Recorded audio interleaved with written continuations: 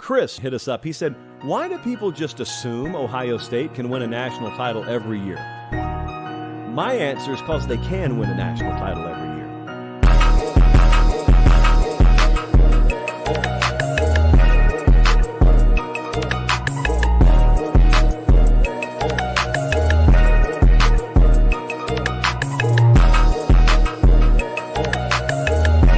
Lay hold of it. You lay hold of it. And when that thing tells you to quit, you look at it in his eye and say, I ain't going nowhere. I will break you before you break me. You will not defeat me. You will not destroy me. Some of you are so ignorant. You've been through so much hell. You gonna quit now?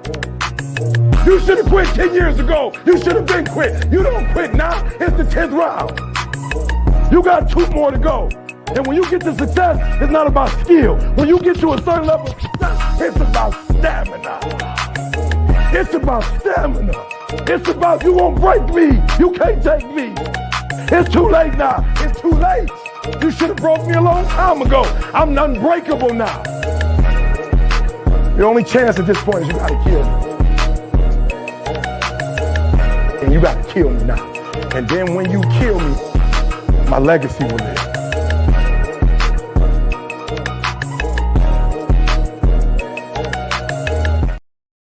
And welcome into the Voice of College Football Ohio State channel, where we are going to talk about what feels like a loss with this Nebraska game. Honestly, I'm coming into this. I know they got the win, and we should all be happy. Sure, Jordan Hancock got that, and yes, the call was wrong at the end, but I don't feel it, Mike. I don't feel it. Feel like we just went through a loss. What's your thoughts? Yeah, man, this is definitely not the game that we were told we were going to have, you know.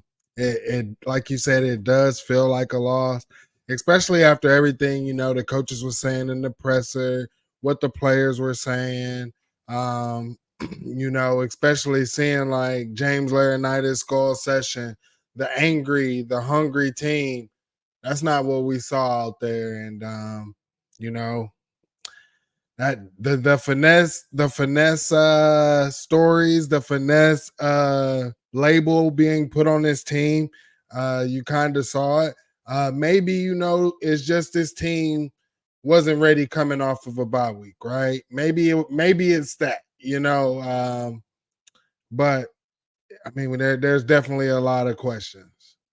Yeah, that being one of them is, and I know I've ripped him for his recruiting and felt like things were going to get better when the season started, but I mean, just absolutely no answer at left tackle. Zin Mahalski comes in, and he is Evan Link of Ohio State. If you've watched the team up north at all this year, you know that their right tackle, Evan Link, is just a swinging gate for pass rush to get through, and that's basically how Zin Mikulski played today. Absolutely horrible job by him, and really it goes back to the coaching staff and Justin Fry and his complete inability to recruit. And what you see when a transfer portal player goes down, there is no reason to keep Justin Fry on this coaching staff after this year is over. There absolutely is no reason. It is complete coaching malpractice by Ryan Day, if he is even on the coaching staff after this season is over. I don't know if that's the best decision, but everybody's very upset. And if you play like this against teams that are, quite frankly, just bad, let's face it, Nebraska is a bad team. The only reason they did not win today is because they made mistakes. Way too many wide receivers running wide open, way too many missed assignments, missed gap play on defense. The linebackers obviously did not have it in the running game for large stretches of this game. It felt like it was either feast or famine on defense. Felt like it was either a tackle for a loss or a 10, 20 plus yard reception run, whatever it was just downright infuriating, Mike. Yeah, and see, it's just things like, you know, they said that they had to work out things, you know, during the bye week, right? So now you're retooling the defense, and the defense is doing things that it hasn't done, and you're not able to fix the issues that need to be fixed. And I just feel like it just continually goes with this overcorrection of Jim Knowles' defense that I have been speaking about for years, right? You know, you bring him in 2022 to run his defense. He does it, right? Now, obviously, you had issues in the secondary. You had issues with missed tackles. You had issues with gap assignments. Now, I feel like the coaching staff did better in one of those areas, which is have better talent in the secondary. But because you were retooling the defense to not look like how it did in 2022, you didn't work on, or your main focus wasn't missed tackles and gap assignments. And this team just has not been gap sound, especially when rushing the passer, as the guys are able to step up in the pocket and just the middle is wide open. You see guys rushing in the same lane, like they're just getting displaced, and you're not seeing the physicality at all. I mean, I just feel like this team could have had really, like, the biggest things that they needed to work on was the fundamentals and not retooling the defense. And it just seems like we continue to do the overcorrecting thing and not working on the basic fundamentals of teaching guys, hey, we don't need to be in the same rush lanes. We need to have gap integrity and things like that. So, it's definitely disheartening to see, especially when you've known, like, if Dylan Raiola was to come here, we knew he wasn't like a running quarterback and stuff like that, right? And that's what we were allowing him to do, because guys weren't staying gap sound. If you stay gap sound, you'll be right there. He'll come rushing right into you. But yeah, totally agree. I mean, you had, a 5-man rush on Dylan Raiola that one time, and every single player runs right by him. And then obviously you have 6 guys down the field that are all in man coverage that are trying to stop a running quarterback, and Dylan Raiola, who's not a running quarterback. He's not fast. He is one of the bigger quarterbacks right now. Looks like Big Ben out there, except he's actually slower than Big Ben, I believe. So he's trying to maneuver himself around out there, and he just scampers for 38 yards, 39 yards, whatever it was. Just completely ridiculous. I mean, this is not the defense that, at the very least, you could hang your hat on, knowing the defense wasn't going to allow big plays. And tackle for losses are great. And don't get me wrong, I was glad to see the tackle for losses and stuff like that when they came. They completely stopped drives that got in on the other side of the field when they were able to. I think there were 3 negative plays in a row. I guess if you count on that last drive, I guess if you count the false start by the offense. But that's 3 plays in a row where Nebraska lost yards. That's great. But the way that team was playing, I know Jordan Hancock picked that ball off, but that could have been to somebody else. That could have been to one of the Nebraska receivers. And honestly, I wouldn't have been too surprised to see them get a 20-yard gain there on 3rd and 18, 3rd and 19, whatever it may be. And that's the part of it that you have to figure out. If you're going to have all these tackle for losses, if you're going to have all these, you have to understand, don't give up a 20-yard play. Don't give up a 10-yard play to get the first down. It's absolutely ridiculous. Feels like there's no balance. Feels like there's no way of figuring out how things work together. And honestly, it felt like this was a team that just completely changed their defense and tried to do that in 2 weeks. And it worked in some ways. When it worked really well. But when it didn't work, it obviously did not work very well. I'll tell you something that didn't work very well today as well, Mike, was Will Howard's decision-making. That play, when he throws the screen pass to Travion Henderson, no linebackers, none. You have 5 offensive linemen. You have a quarterback who has about no linebackers, and he doesn't even take a second to look and say, oh, there's nobody in front of me. He throws the screen pass to Travion Henderson. Travion Henderson paused. He was so surprised he got the ball. He's like, WTF, what the hell are you doing, Will Howard? Like, right in front of you, run on that. I have no idea what in the world they are thinking. I have no idea how Chip Kelly isn't giving Will Howard the opportunity to check things at the line of scrimmage, if that's the excuse.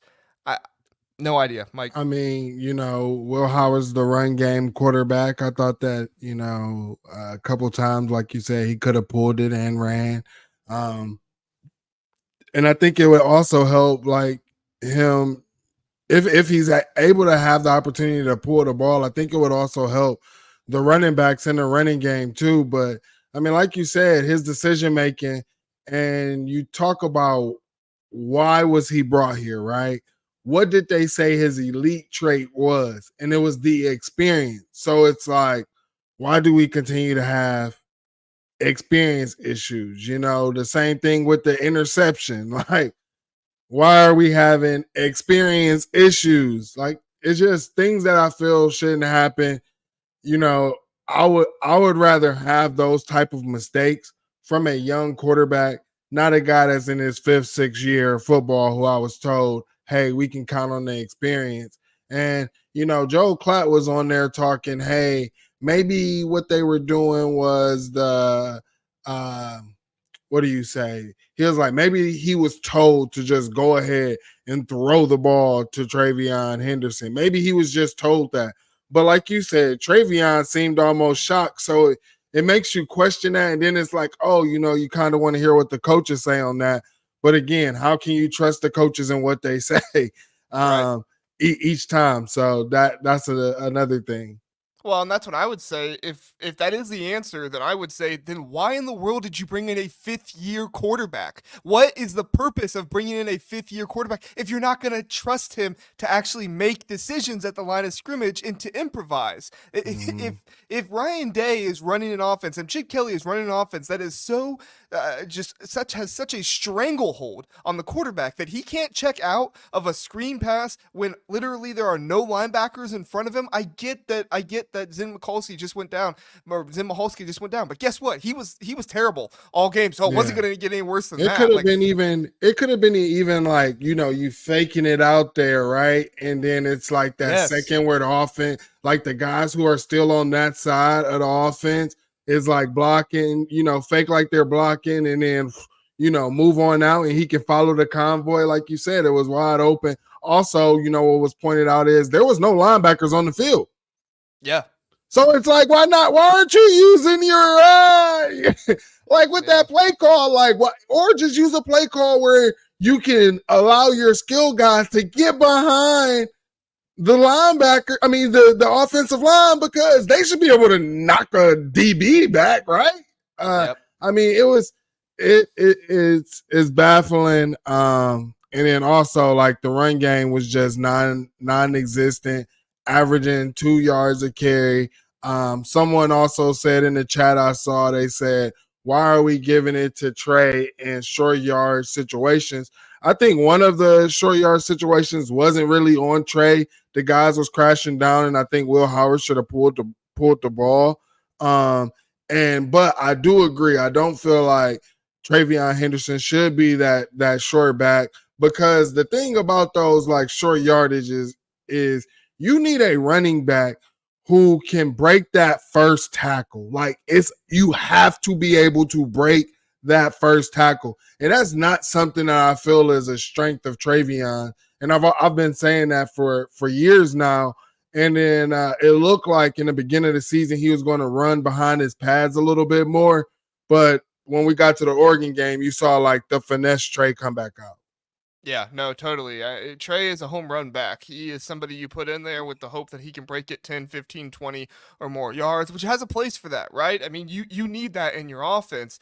And I think Trey is a good player. I just think they're utilizing him incorrectly, which for a coaching staff that you're spending millions of dollars on, which I get it, it's not my money. That's what everybody says, whatever. But still, like, if there are better coaches out there, you could be paying that money to them.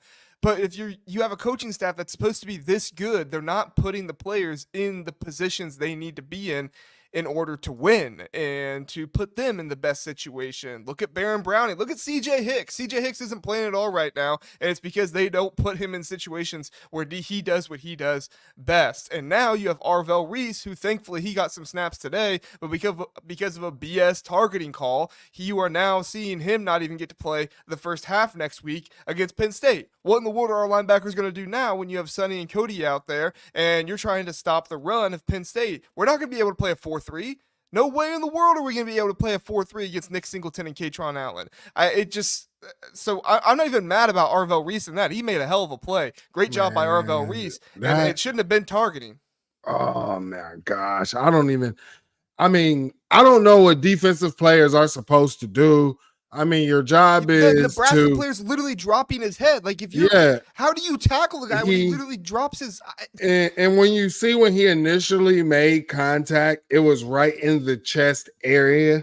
Yes, and it went up from there. As you said, he started ducking down, And it's just, I don't know as a defensive player what you are supposed to do. Like, and it's like we're about to get very close to where we're only going to see flag football because you've taken the defense out of the whole equation. Like, I don't like the fact that they say that these players are defenseless. No one on a football field is defenseless. Nobody. I hate that. I hate hearing about, the whole time you hear Joel Clatton, the guys in the booth talking about, defenseless player. You're not defenseless when you're trying to catch the ball. You are liable to get hit. Anybody can go after the ball at any time. And a DB's job or anybody who's in coverage, if you're able to catch that, is to make sure that they hit you hard enough to where it's not a completed catch or you fumble the football. And that's exactly what Arvell did. I don't know what a guy's supposed to do in that. You can't get upset with him. I don't know how you teach him out of that. I don't want him to stop doing what he's doing. Do it again. I don't care if you do it in another game. Do it again, Arvell. And I know some people are probably saying like, oh, you're mad at the refs. They made the right call. I'm not necessarily as mad at the refs in this situation as I am the way the rule is written, because you're exactly right. Why in the world is there a piece of the rule written about a defensive player? He made the catch. He braced for impact. He's not a defensive player. I understand a little bit of defensive player when like a wide receiver is going up for a pass, his arms are outstretched wide, and another guy just like launches up into him and completely destroys him. I get that a little bit. Okay. I'm not trying to say we just need to be destroying guys out here for no reason. But when the guy has time to brace for impact, when he is literally lowering his head as well, like there has to be penalties on these offensive players at some point. It's the same thing with the slide they did with Kenny Pickett a few years ago where he faked the slide and then they couldn't hit him. Well, now you've got receivers lowering their heads. You can't hit him, otherwise it's a targeting call if you're making a catch because of the defenseless player thing. So it's the just same thing ridiculous. Trevor Lawrence did to Sean Wade. That too, It's the exact same thing. It's the exact same thing, and like you said, there is nothing that you can do with that, with the rule being written the way it is. So, yeah, I mean, hey, it's completely ridiculous. All right, other stuff that we have. I don't know how you felt, Mike. The 3rd and 1, 3rd and 2 call there on that last scoring drive that we had. They came out on shotgun again, or 4th and 1, whatever it was. They came out on shotgun again. You're Chip talking Kelly, about the one, the throw to Mecca. Right. They got the first down. Good for them. Whatever. But Chip Kelly, you're an idiot. I'm sorry. You have a 6'5", 240-pound quarterback. He has been running QB sneaks successfully all freaking year. And you just had a shotgun play where you tried to run the ball with Trevion Henderson, not get it just a few drives before. And now you're coming out on shotgun again. And you're like, oh, yeah, we're going to pass the ball. You're lucky Will Howard put that on the money to Emeka Egbuka, because if he didn't, they wouldn't have got the first down. They wouldn't have scored. And Ohio State fans, Ohio State would lose the game if they didn't get that. And Ohio State fans would be throwing bottles at Chip Kelly at this point. And I mean, to go to what your point, we were told this year, or it seemed like this year, we were going to be able to run the ball and tell you, hey, we can run the ball, or we're going to run the ball and actually get the first down. It just doesn't seem like we are able to do that. Yeah, we were able to do it in the first 3 games against Cupcakes or whatever. Guys was getting to the second level, but it just does not seem to be happening once we got to Big Ten play. And you just see, like, going up against Iowa, the yards per carry just started going down. Then you hit the Oregon game, start going down. Michigan, like even before that, Michigan State, like it just doesn't seem like the run game is able to be something that we could consistently go to. And that's what we thought, because do you really want to go forward just depending on Will Howard and his arm? Like that's something that we thought, like, hey, we're not going to ask Will Howard to do any, we're not going to ask him to do what we asked Kyle, CJ Stroud, Dwayne Haskins, Justin Fields. We're not going to ask him to do that. But it looks like we're having to ask him to do that a whole lot more. Yeah, and you watch a team like Indiana today, they come out there with their backup quarterback, and they completely change what they're doing and what they ask their backup quarterback to do. They're not asking him to do the same stuff Curtis Work was supposed to do. So you're telling me that Indiana University is hiring better coaching staffs than Ohio State to adjust things when certain players aren't in and when certain players aren't there? I get left tackle is different than quarterback, but still, like, let's not act like Indiana quarterback recruiting has been on a tear lately. I know Taven Jackson was a highly rated quarterback, and he came there because of his half brother Trace Jackson Davis. But still, like, or I don't know if he came there because of that, but I think that was a factor in him deciding to come there. But still, like, you have one of the best recruiting machines in all of college football, if not arguably the best. And you come out there with a left tackle like Zen Michalski? Like, I'm just at a loss for words. I don't think that's the issue. I think we have a development issue. I think too, yeah. I mean, because if you think about it, like, I remember we had Ed Warner, right? And, the 2014 team was just praised, for winning their national championship. And you remember, like, you have a guy in a Jacoby Bourne who just knew he wasn't going to the NFL, was undersized. But what did he have? That dog mentality, and he was developed, right? We also had other guys who have been able to step up when other guys have gotten hurt or whatever, and they have just been developmental pieces. We've seen this. Where's our developmental pieces? And it's not just on the offensive line of the ball. Like, I have a question in, like, every position. Linebackers. What's going on? Like, why does it seem like we recruit these top guys, but sometimes they have better careers in NFL than at Ohio State? And it's like we regress the talent instead of developing the talent for them to get better. Because, I mean, that's just that's honestly how I feel. I feel like we are having a development issue here at Ohio State. And it is very, very concerning because, guys are talking, hey, next year, what if we have to go into the portal again for a quarterback? I'm hearing, rumors about, I think me and you were in the same group chat where that was happening. I came into this year, like, why would we, Ohio State, need to go into the portal for a quarterback, right? And then we go get a quarterback who, has issues in different areas, right? Then we go ahead and I don't know. I don't know how to explain it, man. I just really feel like we have a development issue, and I just hate to see it, man. I mean, Jack Sawyer, JTT were top three defensive ends in the class, and we just haven't seen much from them. I don't know if it's because of scheme or what, but yeah. I mean, like, at this point, I'm questioning everything. I'm questioning development. I'm questioning who you're scouting and recruiting. I'm questioning all of this stuff, and it makes me completely question. It's not really fair to the kids. I'm not really questioning the incoming recruits, but I'm questioning how are they recruiting these kids and what are they recruiting them for, right? Like, I don't get where it's at. And it's very, very, very disheartening for Ohio State fans to look at and say this is what it's come to. Because at this point, Mike, for me, I think I have more concerns coming out of this game, even though Ohio State won. I think I might have more concerns coming out of this game than I did against Oregon.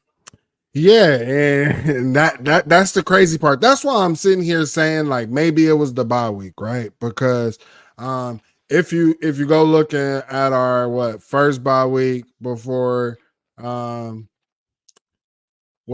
first bye week of the season, right? We didn't come out looking hot at all. We didn't. So is it something about Ryan Day and these bye weeks? Like, are we talking too much and worrying about giving guys rest instead of saying, hey, we have this issue. We need to fix it. And the only way to fix it is good on good, right? And I've been saying, I think for a few weeks now, on this channel, but I've been saying it longer, is the physicality, man. What's going on in practice? We used to hear guys saying that practice is harder than the game. And I'm not hearing that as much, right? Are you hearing that coming from players? We heard Josh Fryer say it one time, but that was in comparison to last year where it was the country club. Yeah, but we were playing cupcakes when he was saying that. Like, yeah. My whole thing is when guys were saying this, they were saying this when we were beating ranked teams. Hey, how did y'all come out and beat this top 25 team? Like they stole something. Like, how did y'all do this? Well, practice is always harder than the games. That's what we heard. Are these guys not doing enough good on good? Are they being told good because they're going up against the scout team and the walk-ons? What is going on? Where is the hunger? Because it's not there. Nobody should be beating you in one-on-one situations. Like Zen Mahalski, you're at Ohio State. Some of these things that's going on to me are more mental than anything. Yeah, no, totally.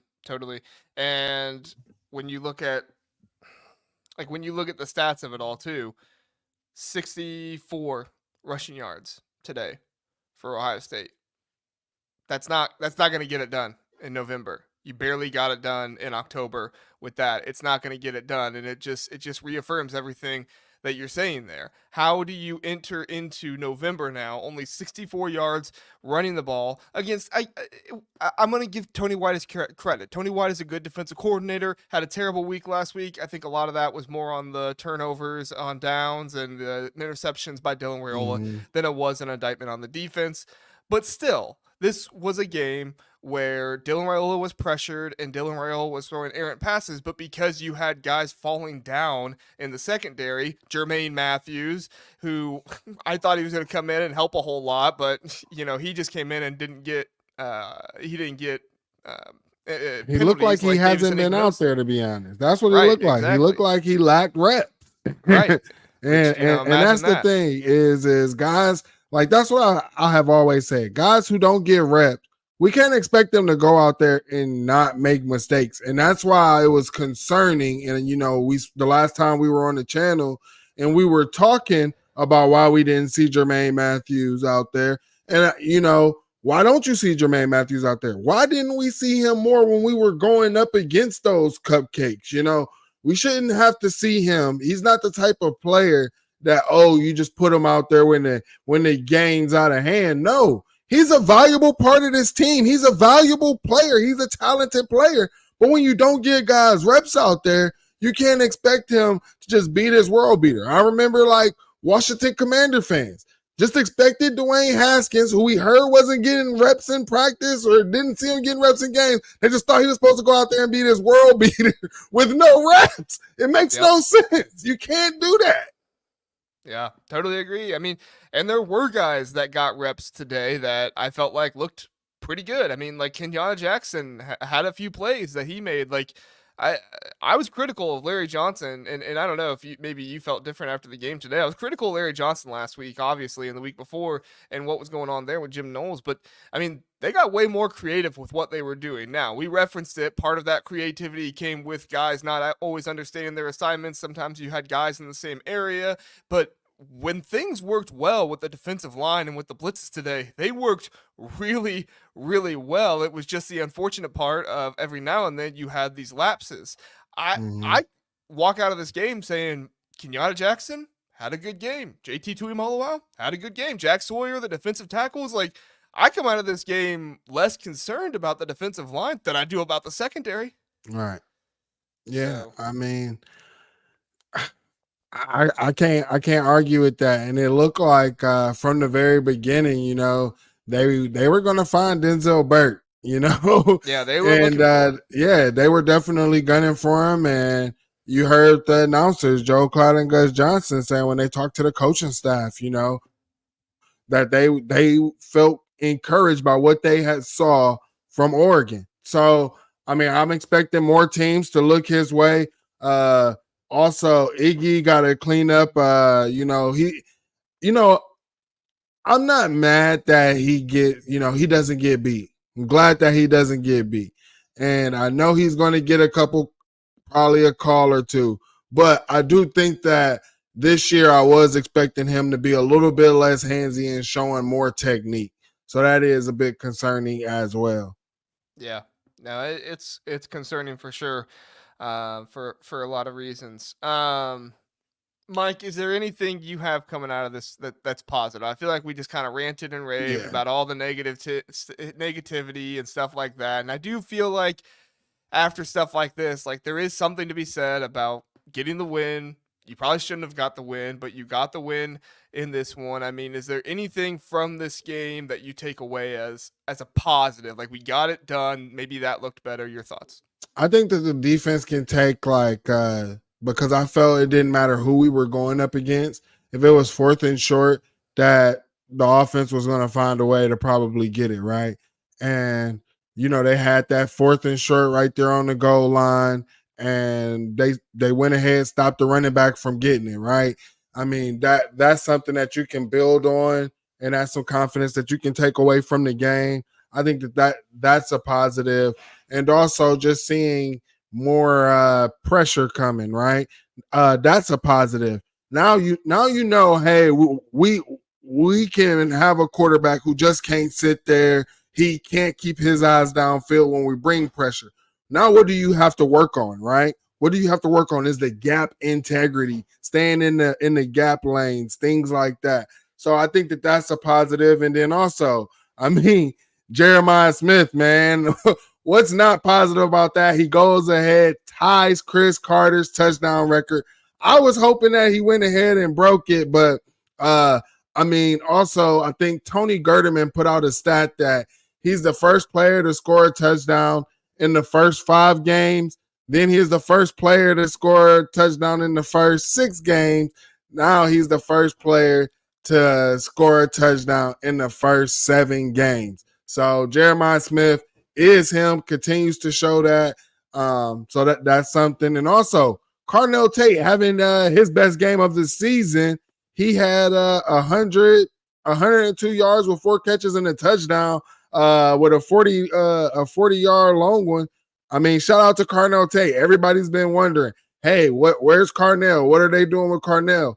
Well, you see, is really pick your poison. And if this offensive line can get it together, figure out, shore up that left side, where we're taking the injuries at. If they can shore that side up, it's really pick your poison. Do you really want to double JJ? Because Carnell's going to be open. If you try to stop them, Emeka's going to be open. I mean, it's really pick your poison. So that's something to take away from it.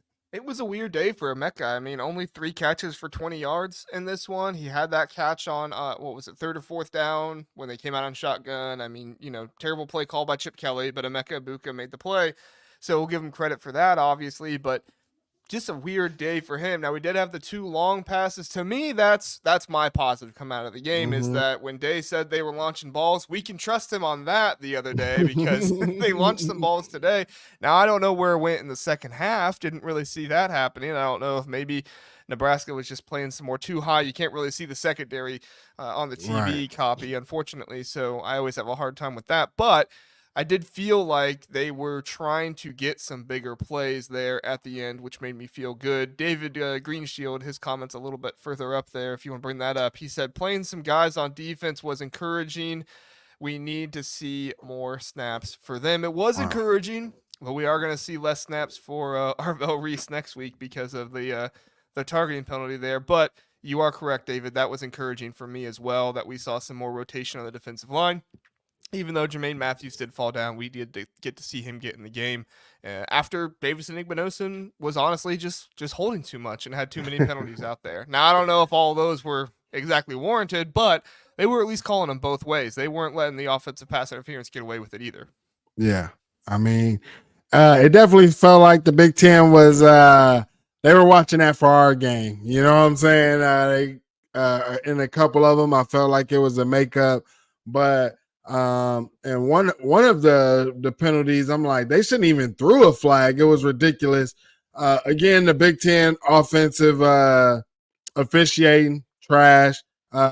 Even for Nebraska, when they got the first down and it's like they ruled it not a first down.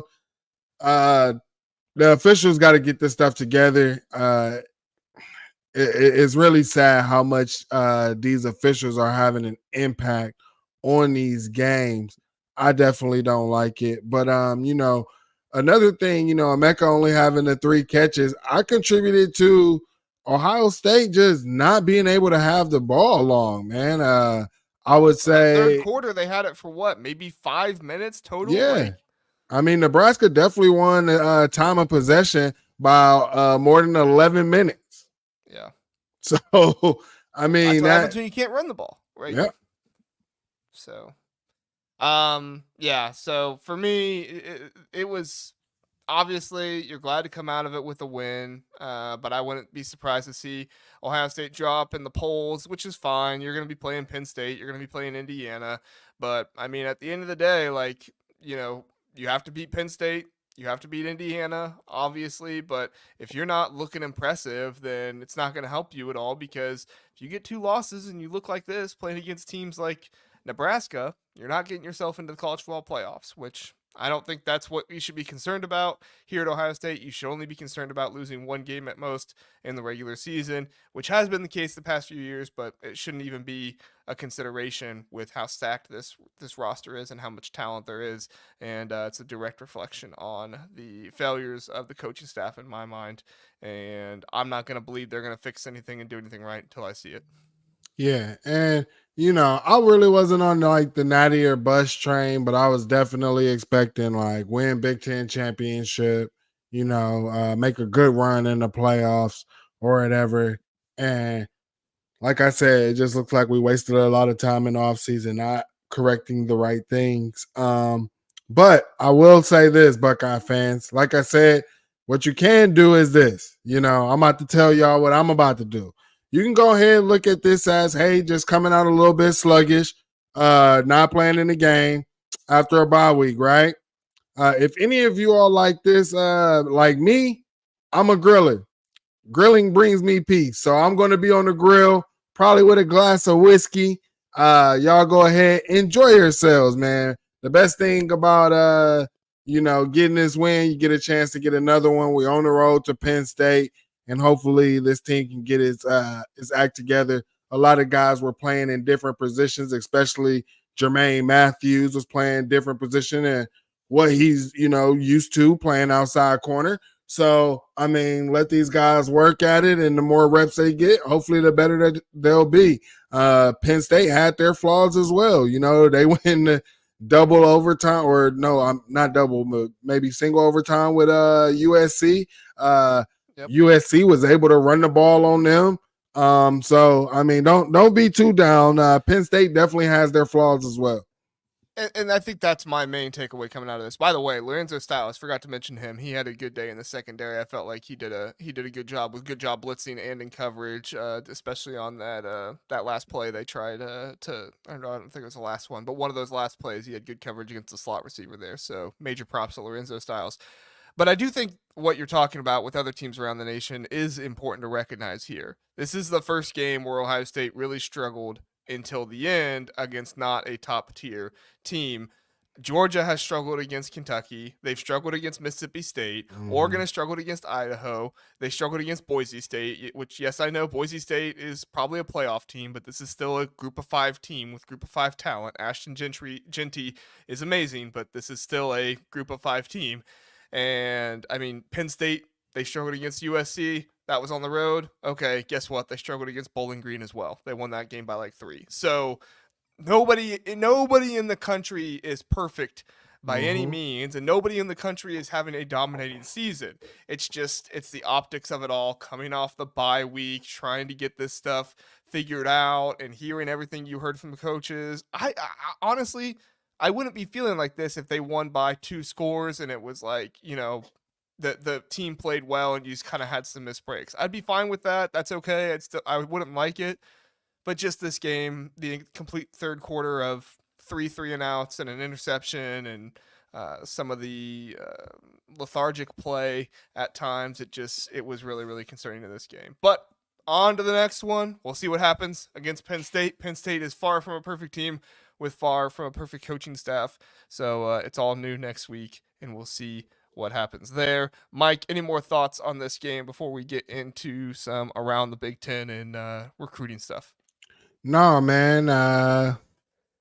No more on this game, man. Just All right. hopefully, glad to come out with the dub, even though it doesn't feel like it, and hope the team can build on it.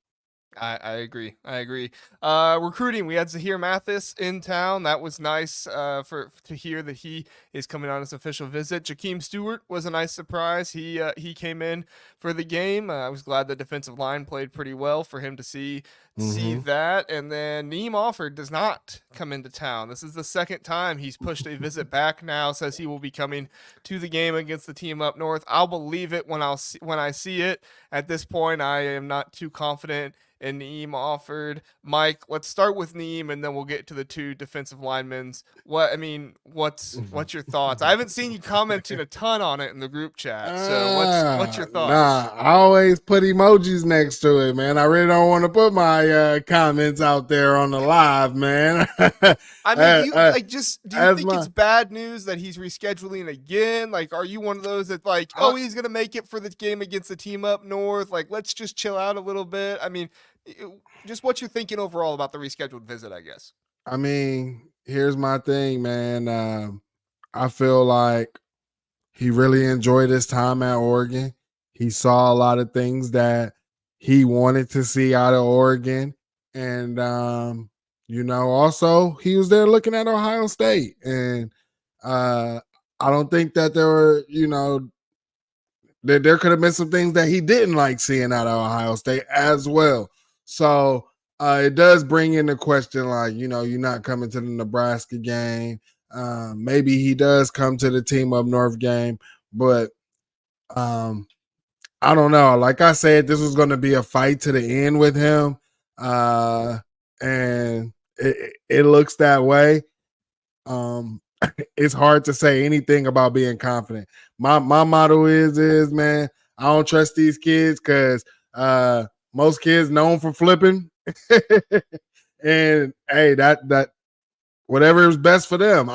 You don't know what's going in their mind. You don't know what they're talking. A lot of these sites are doing nothing but trying to get clickbait. Sometimes you read the articles and it's not even saying anything, Right.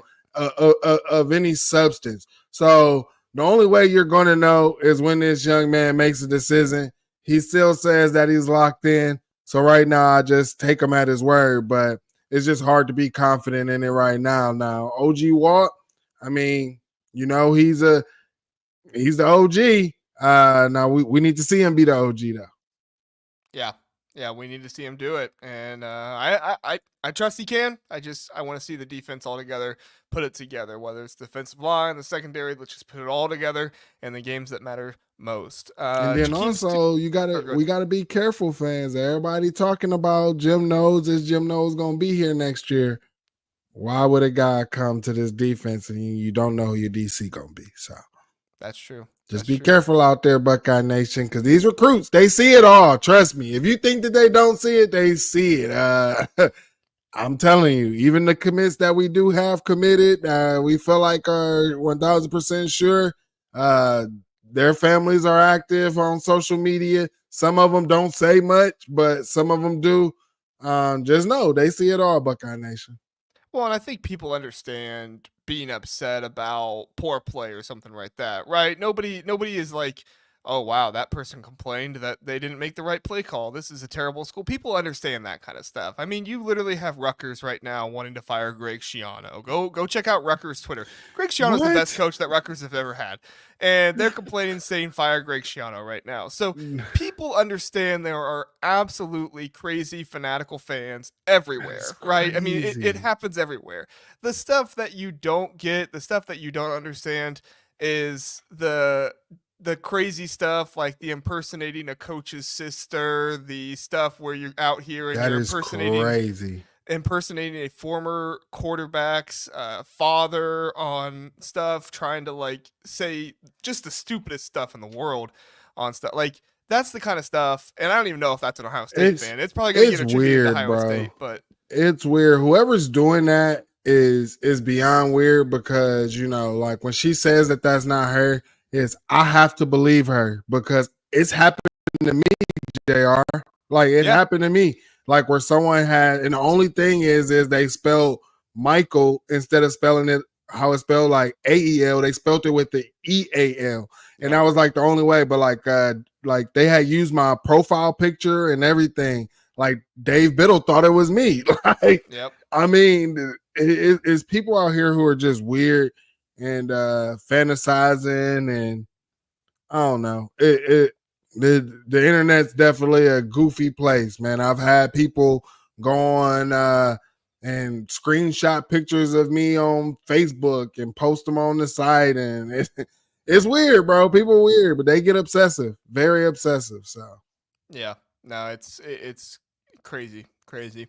I don't want to get too much into that. I was just referencing that. yeah. Jakeem Stewart, Zahir Mathis, any thoughts on those, Mike? I'm glad they were at the game. I think that Ohio State has a good chance of hanging on to Zahir Mathis, but obviously the family seems to really, really be wanting him to go to Penn State. He also has some friends there. So that's going to be an important one, and definitely one that you could see a change if things do get more turmoil in the defensive side of the room, and maybe coaching changes get made there that he's not too happy with. Which I'm not saying you don't make coaching changes just because of one recruit, but it's Right. just it's something you have to continue to consider when you're talking about all this stuff, right? Yeah, and what I want to see is I want to see Ryan Day get more involved in the recruiting of the trenches on Yep. both sides of the ball, right? Yep.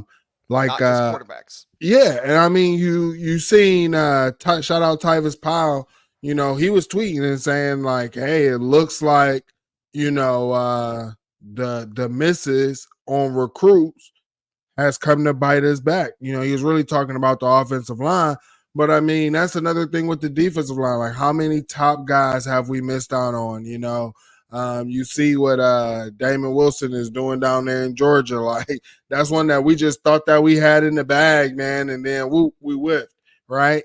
I mean, we can't afford to miss. So I believe Ryan Day has to be more involved in the trench recruiting.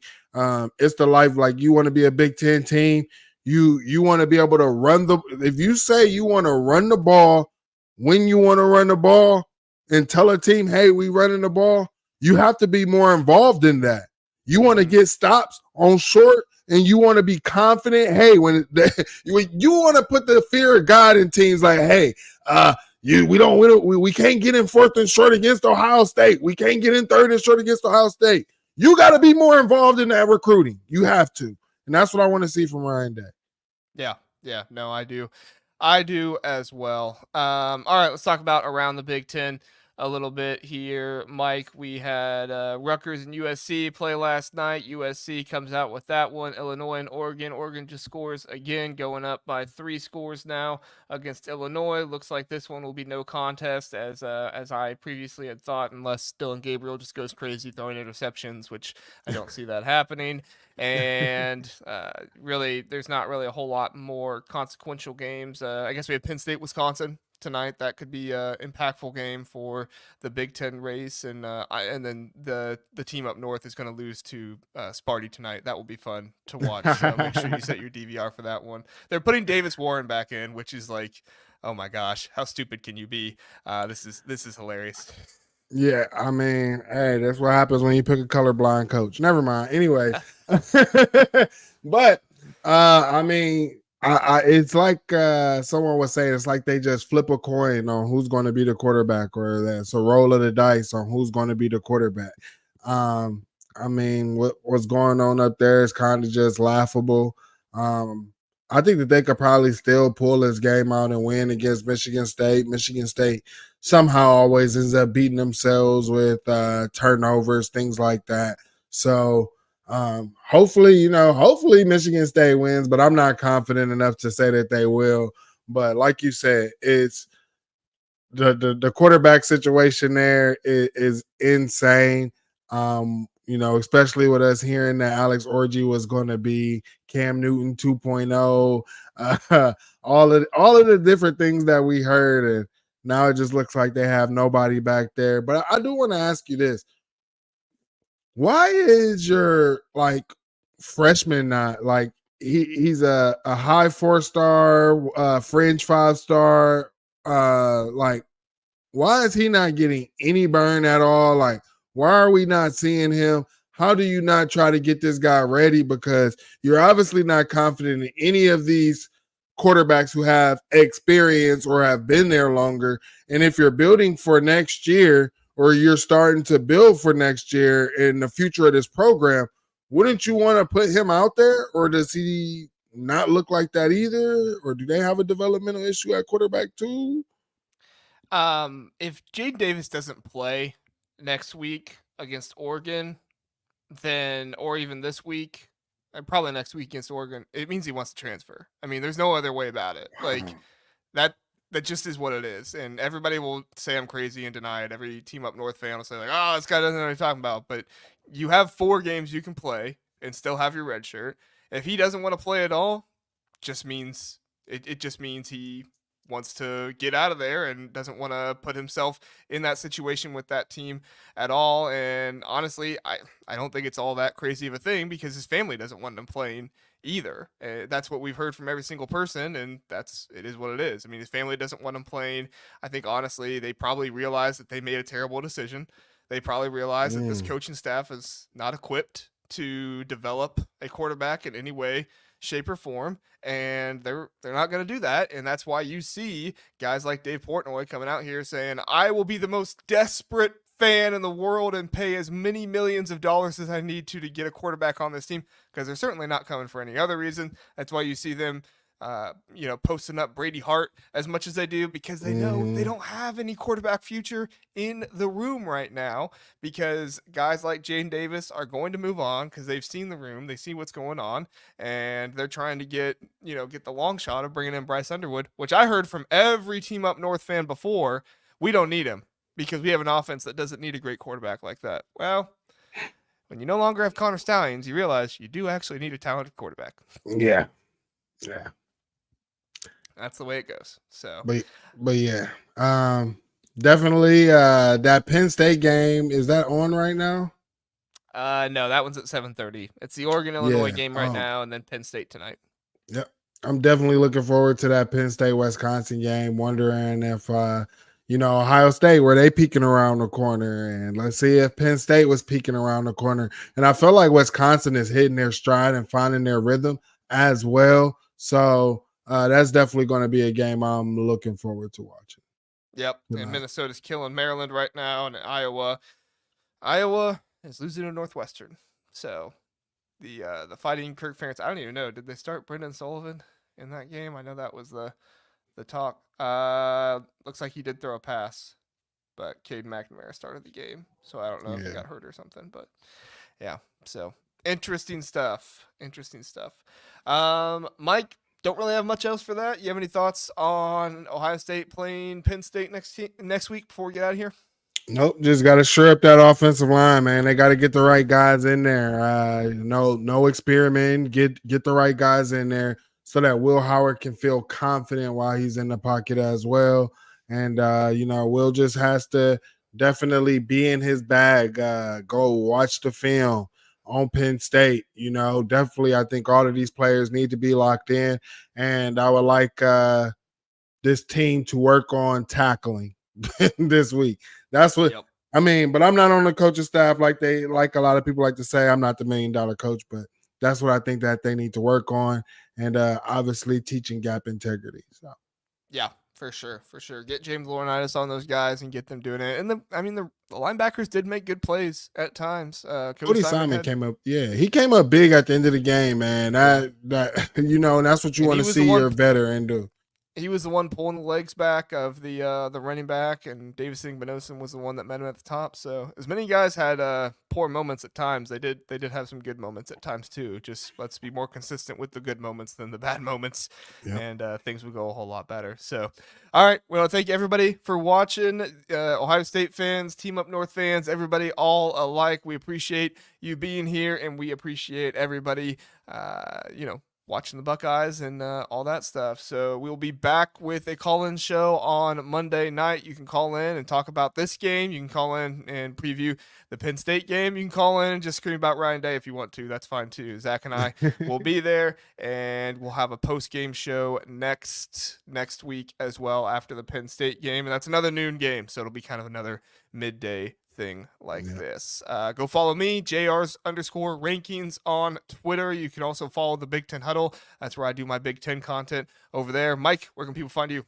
You can find me on Twitter at 216_wildboy. You can also follow me at the Best Damn Media over there on YouTube. We'll be coming out with content all week long, like all week long. There's not a day that we don't have any content coming out. So, and then you can check me out also on Wednesdays on the Best Damn Media for the Fans Edge, where we talk all college football as well. Go check out Mike and Terry. Yeah. All right, everybody. We appreciate you being here. Have a good one. And with that, we are out.